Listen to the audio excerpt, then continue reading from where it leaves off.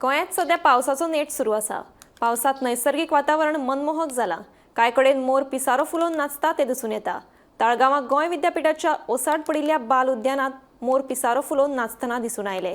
तशेंच फातोडेचो आमदार विजय सरदेसाय हांच्या घराच्या फाटल्या वटेन आशिल्ल्या शेतांत मोर नाचतना दिसून आयलो।